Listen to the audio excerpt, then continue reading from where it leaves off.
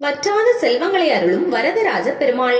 தமிழ்நாட்டில் உள்ள கும்பகோணம் மற்றும் தஞ்சாவூர் மாவட்டங்கள் கோயில்களின் தலைநகரமாக பார்க்கப்படுகிறது.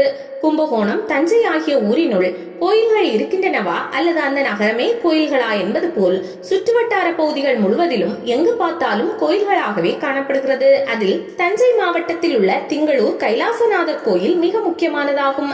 நவக்கிரகங்களுக்குள் சந்திரனின் ஆதிக்கம் நிறைந்த தலம் இந்த திங்களூர் ஆகும். 63 நாயன்மார்களில் ஒருவரான அப்போதி அடிகளார் அவதரித்ததும் இந்த திங்களூரில்தான். இத்தகைய பெருமை மிகு இடத்திலேயே இன்னொரு பிரசித்தி பெற்ற யாவரும் அறியப்படாத அற்புதமிக்க ஸ்ரீ வரதராஜ பெருமாள் கோயில் உள்ளது. காஞ்சிபுரத்தில் எப்படி வரதராஜ பெருமாள் அருள்பாலிக்கிறாரோ அதே போல் திங்களூரிலே பக்தர்களுக்கு அருள் புரிந்து வருகிறார். தஞ்சை மாவட்டம் திருவையாறு தாலுகாவில் அமைந்துள்ளது ராயன்பேட்டை என்னும் சிற்றூர்.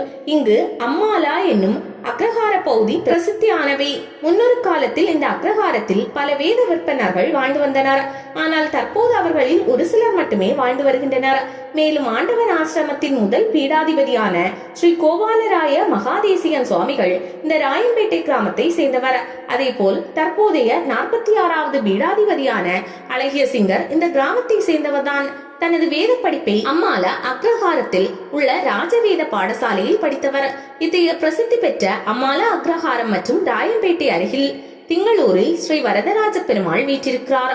திங்களூர் அக்ரஹாரத்தினுள் ஒரு முனை பகுதியில் சிவன் கோவிலும் மறுமுனை பகுதியில் விஷ்ணு கோயிலான ஸ்ரீ வரதராஜ பெருமாள் கோயிலும் உள்ளது. ஸ்ரீ வரதராஜ பெருமாள் கோயில் சுமார் 300 ஆண்டுகள் பழமையான கோயிலாகும்.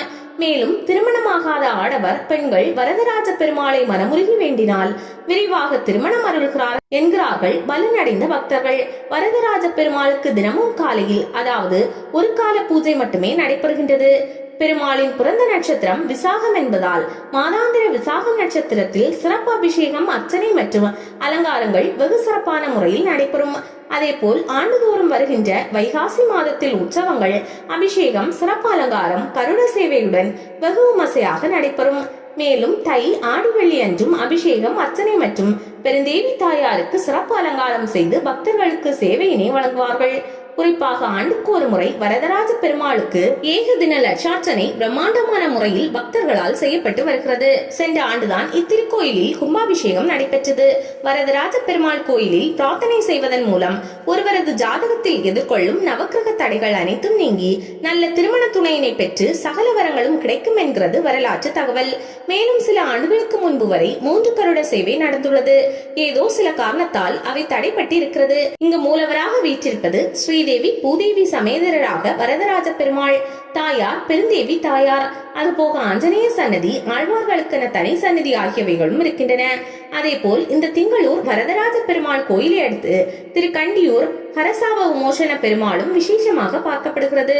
108 திவ்ய தேசங்களில் 7வது திவ்ய தேசமாகும் ஹரசாப விமோசன பெருமாள் கோயில் பஞ்சகமல கஷேத்திரம் என்றும் அழைக்கப்படுகிறது. புராணத்தின்படி மகாபலி சக்கரவர்த்தியால் கட்டப்பட்ட இக்கோயில் குடமுருட்டி மற்றும் வெண்ணாருக்கு இடையில் அமைந்துள்ளது. பிரம்மா மிகவும் மாணவமாக சிவனை விட தான் உயர்ந்தவன் என்று கர்வம் கொண்டு சிவனை போலவே உருமாறினார். ஒருமுறை சிவனை சந்திக்க கைலாசத்திற்கு பிரம்மதேவன் வருகிறார். அப்போது சிவனின் மனைவியான பார்வதி தேவி குழப்பமடைந்து வந்தது சிவன் என்று நினைத்து பிரம்மாவுக்கு பூஜை செய்கிறாள். இதனால் ஆத்திரமடைந்த சிவபெருமான் பிரம்மாவின் ஒரு தலையை கொய்து எடுக்க சிவனுக்கு பிரம்மஹத்தி தோஷம் ஏற்பட்டது. மேலும் கொய்து எடுத்த பிரம்மாவின் மண்டையோடு சிவனின் உள்ளங்கையில் ஒட்டி கொண்டு விட்டது. சிவனுக்கு நிவேதிக்கப்படும் அனைத்து உணவுகளையும் மண்டையோடு மட்டுமே சுவைத்துண்டது. அதனால் செய்வதறியாது சிவபெருமான் திருக்கண்டியூரில் உள்ள கமலவல்லி தேவியையும் விஷ்ணுவையும் வேண்டினார்.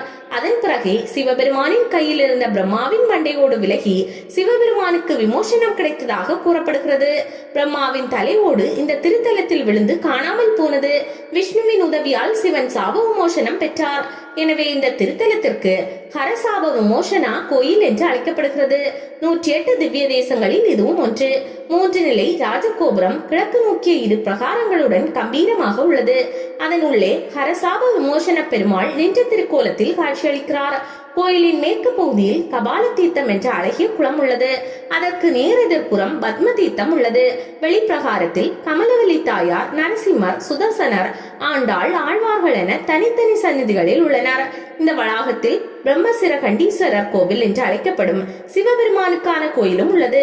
இத்தலம் திரிமூர்த்தி தலம் என்ற பெருமை பெற்றுள்ளது.